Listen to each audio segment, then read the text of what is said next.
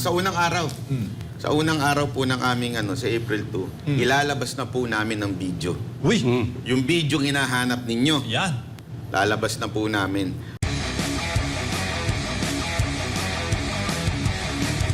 This time, makakasama natin ang trio, bagong partner natin sa serbisyo publiko at pagpapaliwanag sa mga bagay-bagay na may kaugnayan po sa politika. Walang iba, ang Banateros. Nasa aking kaliwa. Una, si Coach Oli. Magandang gabi sa iyo, MJ. At sa Banatero, siyempre. Oo, SMNI. Oo, si Banat Bay. Sir, good evening. Ay, magandang araw po sa inyo. At si Boss Dada. Boss, sir, good evening. Yes, magandang gabi po sa lahat ng nanonood sa Nightline News and Banateros Worldwide. Opo, at sila po ay magsisimula on April 2, Yes, next week. At para sa hindi nakakaalam, tanungin po natin sila sa history kung paano sila napunta sa larangan ng pagbablog at syempre kung paano nabuo ang Banateros. Unahin ko na si Coach Oli. Coach Oli, kailan ka ba nagsimula mag-vlog, sir? Ako pa na unang natanong, madaldal ako, no? Nagsimula lang ako, mga a year after the pandemic. Actually, matagal na ako kinukulit ni Banat Bay. No, matigas ulo ko. Sabi niya, tatagal pa yung pandemic na yan. Pilingero. Sabi ko, hindi yan. Tumagal nga. So, but, eto na. Thank you. Part tayo ng Banateros Brothers. Si Sir Banat Bay naman. Sir, paano kayo nagsimula sa vlogging? Actually, sinungaling utong katabi. Ito na, nagkakalaglagan. Eto na to. Sa totoo lang, ang pangarap po namin magtayo ng boy band. Ayun. Gano'n. Oo, tatayo talaga kami ng boy band eh. Pwede. Gusto ko, di ba may Mocha girls, may Mocha boys. Dapat ganun talaga mangyayari. Kaya lang hindi kami marunong sumayaw. Mas mahilig na kami dumaldal. Kaya kami nagtayo ng Banateros. And actually, yan, yun during pandemic. Although I've been involved since nung kay Mocha pa. Medyo involved na ako sa politics noon. Kaya eventually, si Mocha decided to laylo muna sa pagsasalita. So, sabi ko, hindi ko natiis. Siyempre, alam mo naman, pag may nakita tayong hindi maganda, binabanata natin. So, doon po ako nagsimula. Si Boss Dada naman, sir, paano kayo nagsimula na mapunta sa vlogging? Ayun, tayo ay isang fanboy lang dati. Lagi tayo nanonood sa palatuntunan ni Banat Bay at kay Coach Oli. And then, nahilig na rin tayo sa pagkokomentaryo. So, sinundan lang natin yung yabang nilang dalawa actually. At para po sa kaalaman ng lahat, hindi po biro ang maging political vlogger, lalo pat politics ang iyong paksa. Dapat at parka sa lahat ng mga issue. Kayo ba tatlo magkakaibigan na? O dati o dito lang kayo sa vlogging nagkakilala? Magkapatid kami. Mas pogi siya, mas yummy lang ako. Tapos ito, nakasama ko to sa gym. Mantakin mo, nag-gym ako doon. Nag-gym ako, nag-gym din siya. May kinausap ako bigla. Sabi niya, mali ang ginagawa ko. Hindi, tsaka mahilig kami lahat sa pagmumotor. Yan, motor talaga ako talaga. Kaya pala nahilig kayo. Ngayon ko lang nalaman na magkapatid pala kayo. Since birth. Pwede. O mga sir, ang inyo pong bagong programa sa SMNI Banateros, ano po ba ang format nito at anong aasahan ng taong bayan? Wala. Di ba? Aasahan yun, siyempre, ang talagang namin dito, yung boses ng ordinaryong Pilipino. Yun ang marinig. May palakas. Sabi ko nga pa ulit-ulit na sinasabi ko sa live ko, kami yung megaphone lang. Yung opinion ng taong bayan, yan ang napaka-importante. Kasi nawalan sila ng boses. Etong mga nakaraang buwan, yun na nga lang, SMNI na nga lang ang nagiging boses nila, mukhang binubusalan pa. So, samahan na namin kayo. Sama-sama tayo mabusalan. Damay-damay na to. Damay-damay tayo dito. Coach Oli. Maalisan ata din kami ng channel. Pero hindi, ito para ito sa mga tunay na lalaban para sa bayan. Tunay na oposisyon, alam nyo naman, track record na po ng Banateros Brothers yun. Hindi kami ganyan. So, maraming salamat sa pagkakataong ito. Sa SMNI, kay Pastor, siyempre sa inyo lahat. Si Boss Dada naman. Boss. Yes, delikado talaga para sa isang ordinaryong mamamayan. Sa ngayon, yung maglabas, maglahad ng kanilang salubin. Kasi yung ng mga malalaking tao, sa ngayon, nakikita naman natin kung paano politically pinipersecute ng mga nasa gobyerno. So, but then again, kung hindi tayo lalaban, kung hindi tayo magsasalita, sino na lang? Diba? So, gagamitin natin yung ating platform para banatan lahat ng mga mali at palakpakan naman lahat ng mga magagandang makikita natin. At sa format ba ng yung programa, magkaroon din po ba kayo ng mga interview, Sir Banatbay? Oo, meron. So marami sa unang araw. Sa unang araw po ng aming sa April 2, ilalabas na po namin ng video. Uy! Yung video hinahanap ninyo, Yan! lalabas na po namin. At abangan nyo kasi marami din po kami i-guest. At mayroon kahit yung mga ibang vloggers, i-guest namin dito. Para, kasi nga dati kasi di ba merong gap between mainstream media and the vloggers. May gap yan Pero ngayon, ilalapit natin sa mainstream ang mga vloggers para din mas marinig pa itong mga vloggers. Yaman at nababanggit po ninyo yung salitang vloggers. Marami po ang nagsasabi ngayon na pinapantay ninyo ang political landscape, lalo na sa pagdadala ng impormasyon dahil sa media, limitado ang framing ng mga balita. Isa inyo, free speech, Coach Oli. Balikan ko lang yung sinabi ni Banat Bay tungkol doon sa yung unang gabi namin, yung magiging guest namin. Yung mga nakatago na hindi mahanap at inaantay ng tao lumabas, yun ang ilalabas namin sa April 2. April 2, no? Tama. Oh. So, antayan nyo po yun. Maganda yun. At saka si Boss Dada mukhang excited na itong bumanat Oo. Hindi, actually, tayo. Magpapakabait naman tayo, syempre. Dahil dala na natin sa ngayon ang SMNI. Kaya abangan nila. Dahil sigurado ako na masaya talaga ito. Makaka-relate ang lahat ng mga masang Pilipino dito sa ating bagong palatuntunan sa SMNI. Ako naman ang magtatanong sa'yo. Handa na ba kayo? Ito na. Handa na ba ang SMNI? Handa na. Madagdagan ng kaso. Ay, basta tayo mga partner, sa katotohanan tayo. Ayan. Bibigyan natin sila ng fair play sa Banateros. Paano ba natin pinipili yung mga guest? Marami nagtatanong dito. Paano daw ninyo siniselect ang mga guest na pagpapasalitain po ninyo? May nabanggit ng paunang pahayag si Coach Ole. Yung mga nagtatago. Wala kaming pipiliin para sa akin. Kahit si... Kabati namin, hindi namin kabati. Welcome kayo. Basta... Actually, inaayayahan nga natin. Gusto po namin ma-interview si Presidente Bongbong Marcos. Yun. Para maganda, magkaliwanagan tayo, di ba? Kung ano ba talaga ang system na nangyayari sa bayan natin. Kung welcome po, anyway, welcome naman siya mula noon di ba? Kayo nga lang ang nagbigay ng pagkakataon sa kanya noon. Hindi ko nga alam ba't parang nakalimutan So, bibigyan natin ng pagkakataon, kung maimbitahan mo natin, mas maganda. Siya po mismo ang magsabi kung totoo o hindi yung video. Di ba? Maganda yun.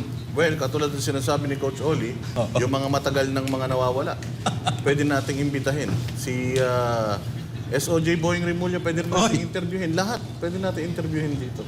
So, at least, di ba? Mas para masaya. Coach Oli, Ako may gusto sasabihin ka. gusto kong naku, eto na mga Banateros nagdadaldal. Ito na. Gusto kong imbitahin yung mga atat na atat kay Pastor, no, na nag-aabol sa kanya. Gusto kong ma-interview yon yung dalawa. Si Risa at saka si Castro. Pwede ba yon? Simulan na natin doon. Iniimbitahan ka namin, Risa at saka Castro. You are welcome sa Banateros Brothers. Pero kidding aside, open naman po kami. Kahit sa yung mga binabatikos natin, open po tayo na marinig ang kanilang panig. Kung meron po silang gustong ipaasabi sa amin o ipaalam sa taong bayan, walang problema. Open po ang SMNI sa kahit sino pong tao na gusto hong magsabi ng kanilang side. Wala naman pong problema. Exciting to. Lalo pat maraming dito. Baka daw, pwede niyong ma-interview yung isang vlogger na dating taga dito rin, tapos ngayon nagtatago daw. Nagbabanggit dito sa ating comment section. Pero mga partners, why SMNI? Alam niyo naman po ang mga hamon natin ngayon na kinaharap. Meron tayong may mga pinupukol sila sa amin ng mga issue at yung mga hindi nila nagagawa directly, ginawa nila indirectly. At tayo'y pansamantalang wala muna sa free TV and free radio, pero present naman tayo sa major cable operators nationwide. Coach Ole. SMNI, bakit SMNI? Hindi duwag ang SMNI eh. Sa katunayan, sila na nga lang ang hindi, yung talagang kilalang mainstream na hindi busal ang bibig. Hindi natakot, dire-diretso pa rin. Kung ano sila dati, ganun pa rin sila ngayon. Yan ang gusto namin. Yung mayag, yun. Ayun. Naintindihan ko siya.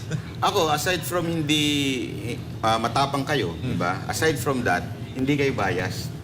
Yun ang masasabi ko dahil kami pong tatlo testimony na si Pastor Kibuloy, ang SMNI, ay hindi po biased. Kasi kami po bumatikos eh. Meron kaming mga nakita na binatikos namin and yet you welcome us. Ganun nung si Pastor Kibuloy eh. Di ba? Na kahit po hindi ho sa kanya pumapabor, aba, welcome pagka ito ho ay merong gustong ipaglaban sa bayan. Kaya nga, alam nyo, nung una nating nakausap si Pastor Kibuloy, di ba, kinwento ko yan eh. Sinabi niya na yun ang gusto ko sa hindi ka bias. At nakakatuwa kasi yun din naman ang nagustuhan namin sa SMNI. Talagang hindi kayo bias, talagang patas kayo sa lahat. Boss Dada? At syempre, aside from that, dugtungan ko lang, yung proud ng Banateros dahil alam naman natin ang ating mahal na dating Pangulong Duterte ay ito ang kanyang platform sa kanyang mga paglalahad ng kanyang mga saloobin patungkol sa mga nagaganap sa bayan. Mailinya ang Banateros sa mga ganitong klase ng personalidad, kala Sal Panelo, kala Harry Roque, and so on and so forth. Napakalaking karangalan yan para sa akin. Yaman lang at nandito na tayong tatlo. Ano bang tingin niyo sa ating administrasyon ngayon, mga sir? Magdadalawang taon pa lang tayo. Mukhang naiiba ang ating tahak. Banat Bay? Tinuruan kasi kami ng tatay namin, pag walang magandang sasabihin, wag na lang magsalita. Ganun ba yan? So, yun na lang. Hindi, alam nyo, wala talaga magandang sasabihin. Kaya wala akong masabi sa administrasyon na to. Wag na, baka madagdagan pa kayo ng kaso. I-reserve na natin. I-reserve na natin. Sa April 2. Pakakaabangan. At may mga nagpapatanong din dito, mananatili ba ang pagiging critical ninyo sa lahat ng mga isyong sa tingin ninyo ay dapat punahin at dapat banatan? At tatanggap din po ba kayo ng mga comment? Magbabasa din daw po ba kayo ng mga comment online? Yes. Para pa din po siyang yung aming mga live streams. Syempre, since involved kailangan ng tao dito sa ating show, so kailangan basahin natin yung kanilang saloobin. Para tingin natin yun kasi yun ang kulang sa format ng mainstream media reporting and vlogging. Sa vlogging kasi, nabibigyan ng boses yung mga ordinaryong mamamayan. So yun po yung gusto nating gawin dito sa ating palatuntunan. Coach Oli? Parang nasa gitna yun no? Pwedeng mainstream, vlogging, no? Huwag lang makalimot kasi baka makalimot kami, akala namin nasa channel kami. Iba-iba na pagsasabihin namin dito, naku, bawal pa naman yung bawal magsalita nung... Ganun, bawal yun, bawal. Kasi may mga panuntunan sa telebisyon. May mga words na hindi natin babanggit and general patronage. Pero kaya-kaya yan. Kayo pa sanay kayo sa pagkukomento, di ba? Banat Bay? Oo nga, binabati nga po natin yung chairman ng MPRCB. Hello po. Magandang gabi po sa inyo.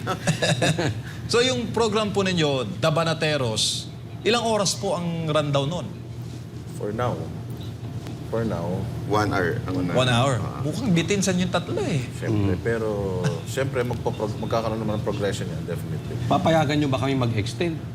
Ay, depende na yun sa in the long run. Pero masaya kami mga partners dahil ang SMNI sadyang ginawa ito bilang malasakit ng pastor sa bayang Pilipinas. Nabigyan talaga ng avenue yung ating mga kababayan na makarinig ng totoong balita. At syempre, ang istasyon na ito ay nakadedicate din sa laban natin kontra CPP, NPA, NDF. Ganun din po ba ang inyong Syempre. Ay, pananaw? Suportang-suporta ako doon. Isa yan sa nagustuhan ko siyempre kay Pastor at siyempre sa SMNI. Yung laban dyan. Laban dyan sa mga rebelde na yan, no? So, todo support. At basta yan ang pag-uusapan. Todo support ako dyan. Yes. Kung makakatulong ang Banateros para mas lalong ma-eradicate yung yung CPP, NPA, NDF na yan, mainam. Pwede ba kami magtanong? Hindi kasi, Balik. Sige. yung huling nagtanong, kinontempt eh. Oh, at saka, syempre, alam mo naman na naka-monitor sila sa ating lahat. At mga partner, ano ba ang advice ninyo sa mga gustong sumunod sa inyong mga yapak na maging political vlogger? Ito si Banat Bay, marami itong advice eh. Basta maging totoo ka lang. Una sa lahat, huwag mong gawing gatasan ang pagbablog. Kasi kung yan kagad ang motibo mo, gatasan mo yan, tapos diyan ka kukuha ng income, matitempt ka talaga na maging katulad ng mga ensimada vloggers na bayaran, di ba? Alam naman po natin, kaya nga ho sila patalon-talon kung saan sila napupunta kasi nakafocus sila dun sa views, nakafocus sila dun sa pera. Alam mo, money will come. Di ba? Pagka maayos naman yung pagbablog mo, money will come. Huwag kang maghanap kaagad dun. Coach Oli? Yung sa akin, hindi ko makalimutan yung payo sa akin ni Banat Bay dati na ang vlogging ay hindi sprint, marathon. So tinandaan ko yun.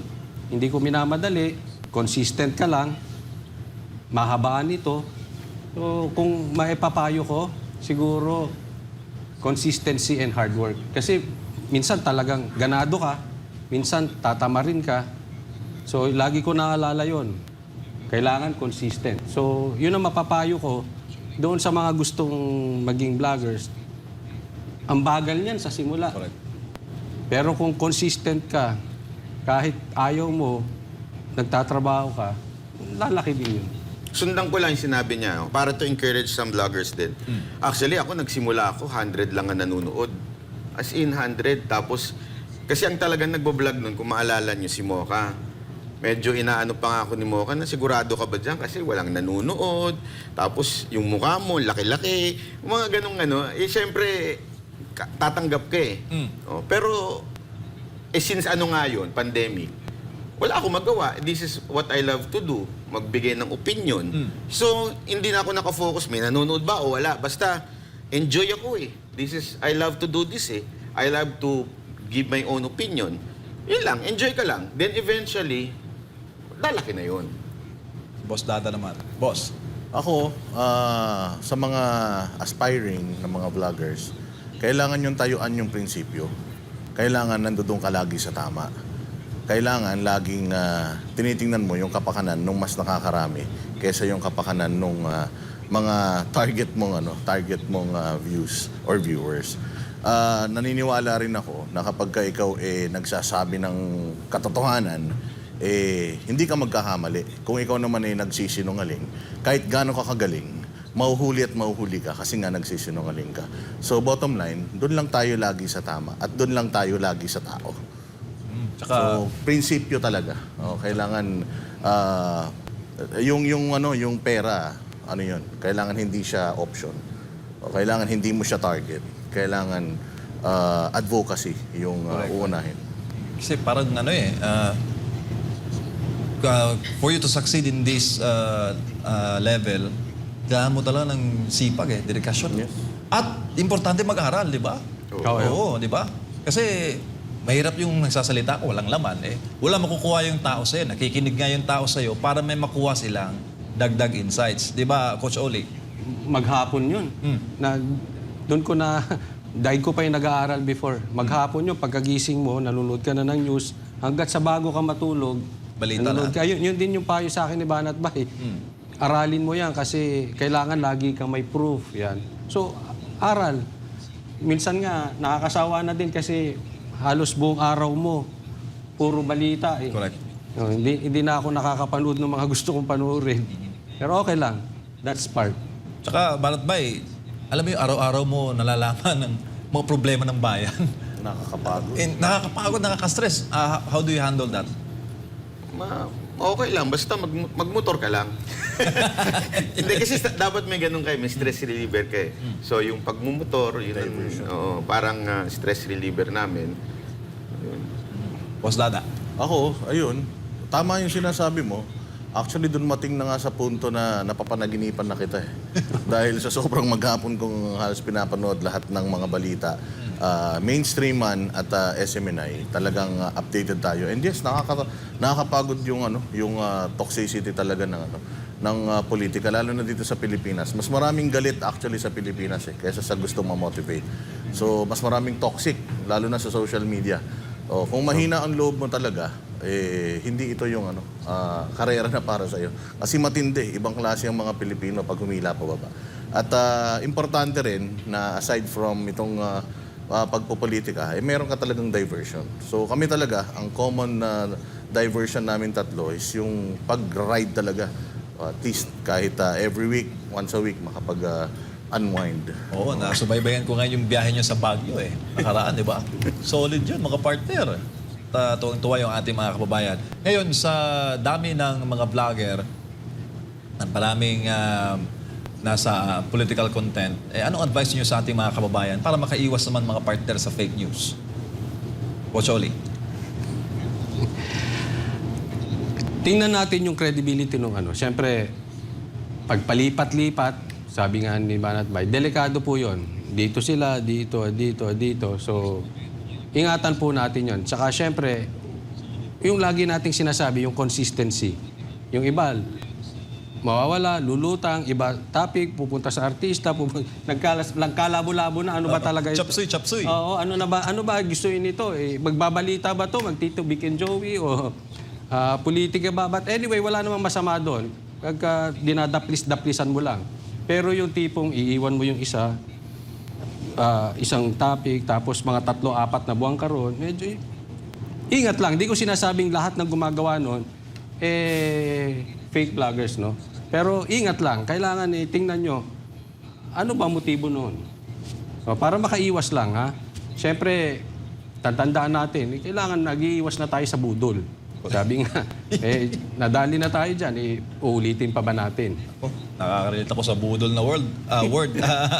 Banat Bay. Ito nung election Grabe to anong payo mo sa ating mga kababayan? Ito, ang payo lang natin sa ating mga kababayan, huwag kayong maniwala sa sinasabi ng lahat ng vloggers. Maggawa kayo ng sarili nyong research. Gumawa kayo, mag-research kayo mismo.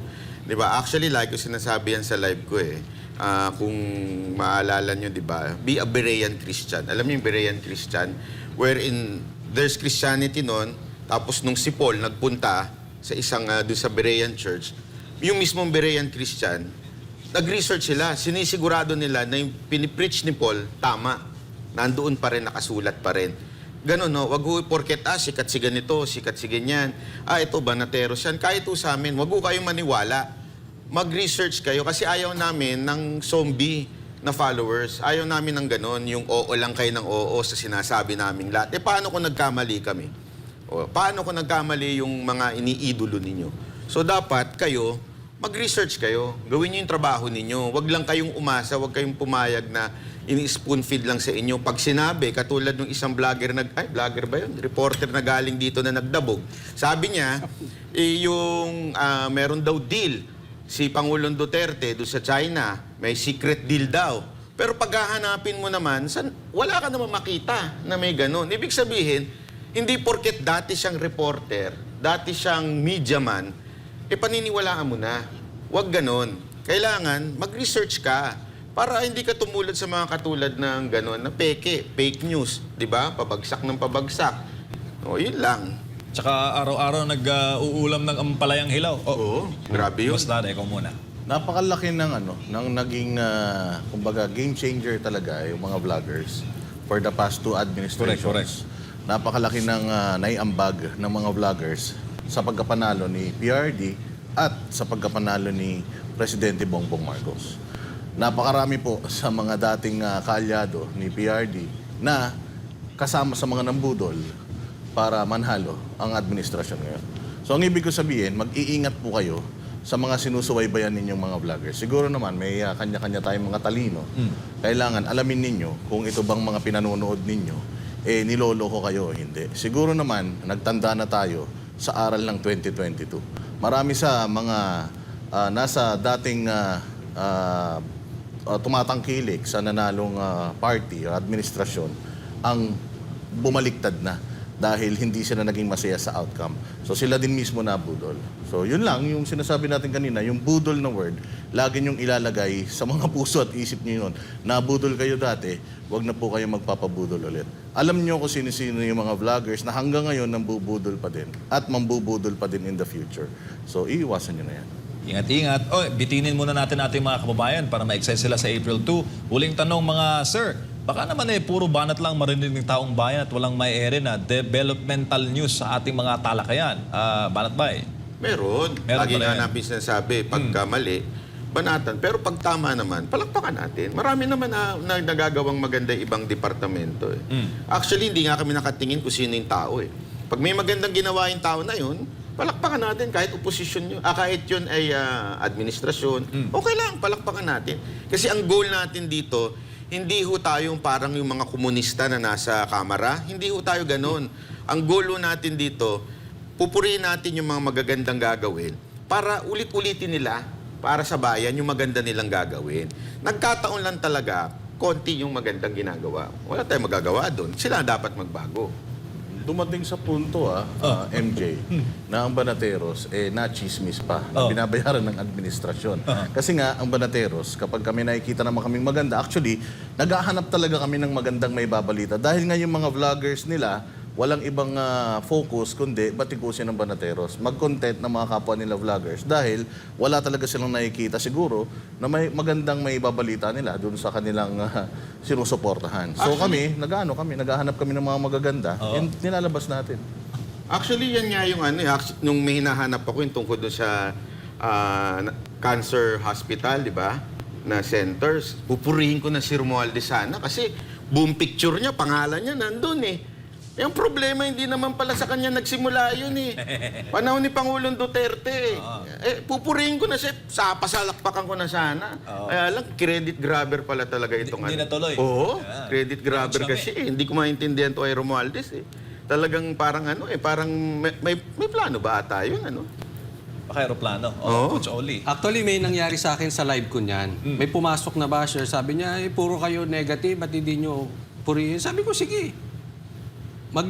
Sabihin mo sa akin, anong magandang ginawa niyang congressman na yan, pupurihin ko. Hindi ko nababanggitin kung sinong congressman nyo, basta malaki siya. Pupurihin ko yan, antayin kita.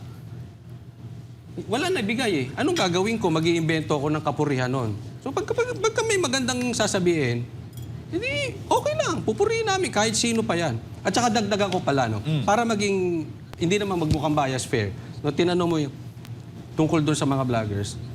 Lagi ko sinasabi to sa vlog ko, huwag kang maniniwala sa Banateros. Kahit kay Coach Oli, huwag kang maniwala. I-research mo. Tingnan mo kung yung mga sinasabi, yung mga pasabog ba ni Coach Oli, yung mga pinagsasabi niyan, may ebidensya. Pag walang ebidensya, kahit sino pa yan, kahit ako, huwag kayong maniniwala. Matuto na po tayo doon nang hindi tayo mabudol ulit. Abangan po ninyo mga kababayan ang ating mga bagong partner sa public service. Anong mensahe? Invite po natin. Coach Oli, panatan mo na. April 2 po, abangan ninyo. May nagko-komentaryo nga sa mga nanonood ngayon ng live. Shout out po sa inyo lahat. Di ko na po kayo mabati kasi hindi ko oras lang to. Pero maraming nagsasabi, baka bitin ng isang oras. Pagkakasyahin po namin, maraming salamat kay Pastor Kibuloy, sa buong community ng SMNI, sa KOJC. Maraming salamat po. Suportahan po natin ang Banateros Brothers April 2. Tayo naman, binabati natin lahat ng mga vloggers na nanonood ngayon. Andiyan si Jojo de Guzman, andiyan sila Jay Guevara, Spencer, VMR, Buster, si Bisdak. Ayan, yung mga vloggers natin Master dyan. Judea. Master Judea. Yan po yung mga kasama natin. Kami lamang po ang talagang napunta dito, pero kasama natin yan na magbibigay din ng opinion. Sama-sama ho tayo. Kaya nga ang titulo nitong namin programa, Banateros. Kasi hindi lang ho ito Banateros Brothers. Lahat ho ito na bumabanat sa mga mali sa lipunan. April 2. Boss Dada. Ayan po, so inaanyayahan namin lahat ng mga Banateros worldwide at syempre ang lahat ng mga membro ng KOJC, syempre Pastor Kiboloy and itong pamunuan ng SMNI. Maraming salamat sa opportunity. gagawin namin ang lahat ng aming makakaya para ma-entertain kayo at makapaghatid sa inyo ng patas na komentaryo. Again, April 2, pagtapos ng mahal na araw, pagtapos ng penitensya nila, may panibago silang penitensya kasama ang Banateros Brothers. Partners, ganito ang extra namin, no? Natin, ayan, no? Para sa Diyos at sa Pilipinas nating mahal.